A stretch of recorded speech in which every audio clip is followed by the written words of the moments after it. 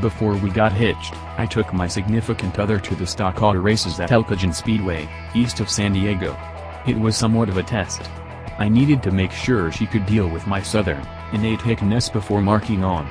This was back in the 1980s when there were still a considerable measure of Chevelle-bodied autos running on America's soil ovals. Truth be told, it appeared like pretty much every one of the autos were Chevy Chevelles that night. We watched the races, yet it transformed into a serious night since one of the corner specialists was executed by a crazy race auto.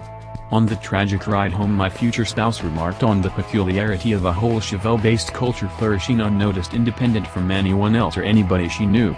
To her, it resembled finding a pre-contact, Stone Age society flourishing somewhere down in the dry abandon of Southern California.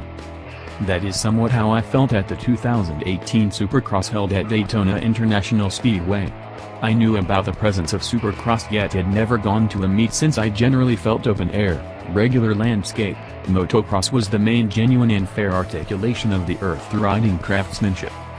As I entered the speedway through the Williams Street borough, the NASCAR front straight was lit by a fusillade of firecrackers detonating to the beat, or, less compassionate, to the racket of over-tweaked sound impacting from shaft-mounted PA horns.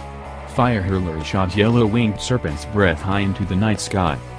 It was a damnation kaleidoscope, a to this point uncontacted type of motorsport, an uproar of inked youth, metal identifier employing ticket takers, and vivacious, irritating, high schooler soul.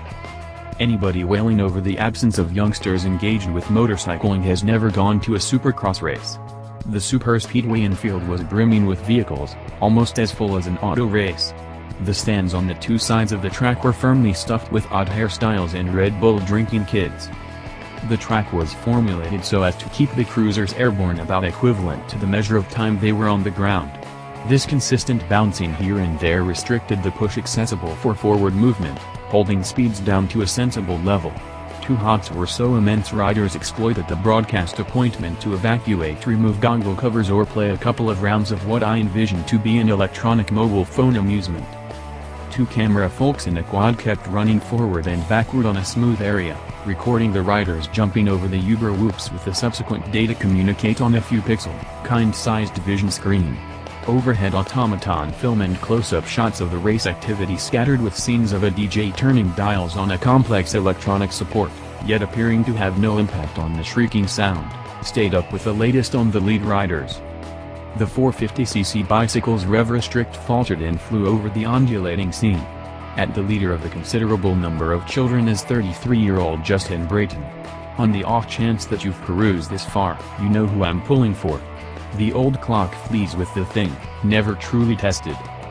The racket spilling from dazed speakers ascends to stunning levels, the group thunders endorsement, and I ponder internally, how did this bounce upbeat celebration, this enormous human undertaking, occur without my insight?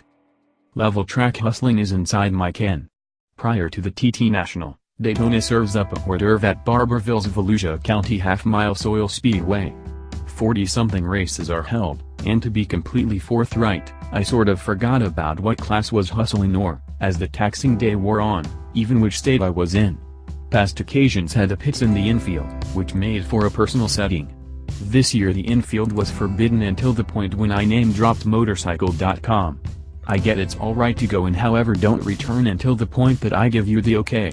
And with that, I was one of 3 picture takers working the race. I was the just the single pointing a Hasbro close-end play camera into the brutal glare of Barberville's stadium lights, yet at the same time. The hustling began early and ran well past dull. It was an obscure of warms, semis and mains. I livened up at the last headliner, Twins.